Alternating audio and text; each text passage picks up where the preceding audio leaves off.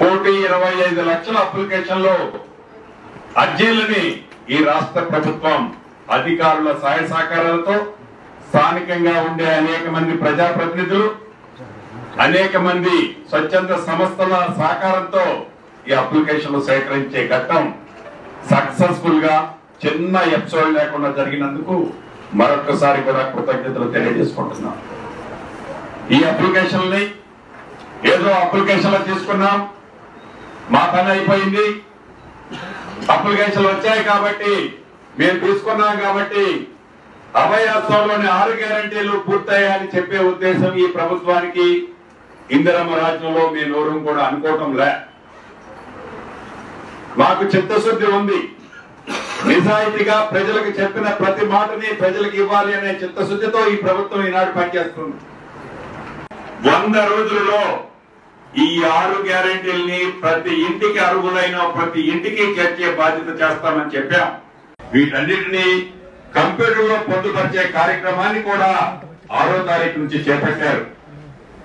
యుద్ధ ప్రాతిపదిక మీద ఏదో కాంట్రాక్ట్ బేసిస్ లోనో ఇతరత్రలో ఉన్న డేటా ఎంట్రీ ఆపరేటర్లే కాకుండా బయట నుంచి హైర్ చేసి యుద్ధ ప్రాతిపదిక మీద వీటిని క్రోడీకరించాలి అంటే ఇట్ టేక్స్ నియర్లీ ఈ నెల 25వ తారీఖు దాకా పట్టేటట్టుంది. శాసనసభ్యులుగా అంటే ప్రభుత్వంలోకి వచ్చి ఇంకా రేపటికి సంవత్సరం నెల అవుతుంది. అప్పుడే 40 రోజులే మీకు టైం ఉంది, ఇది అది అని ఎవరైనా కారు కోతలు కూసినా చాటుగా ఎప్పుడు కూడా మేము చెప్పలే, మా నాయకులు కూడా ఎక్కడా చెప్పలే. 100 రోజుల్లో మేము డెలివరీ చేస్తానన్నాం. మా మాటకి మేము కట్టుబడి ఉంటాము. మీడియా మిత్రులు కూడా దీన్ని గమనించాలని మీడియా మిత్రులు కూడా ఈ వేదిక ద్వారా తెలియజేస్తున్నారు.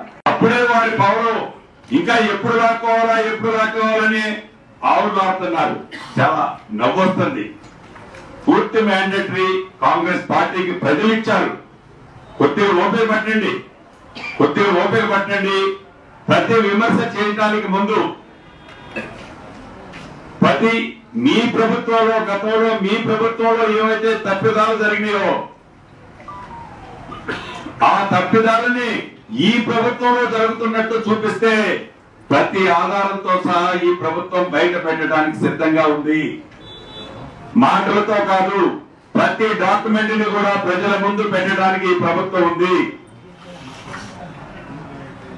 అప్లికేషన్ తీసుకున్నాం, అయిపోయిందని మేము చెప్పటంలా ఈ రోజు ఇంకా మా బరువు మీద మా భుజాల మీద ఇంకా మరింత బరువు ఎత్తుకొని ప్రజలకి చెప్పిన ప్రతి మాటని ప్రజలకి ఇచ్చిన ప్రతి వాగ్దానాన్ని చిత్తశుద్ధితో ఈ ప్రభుత్వం చేస్తుంది, చేసి చూపిస్తుంది.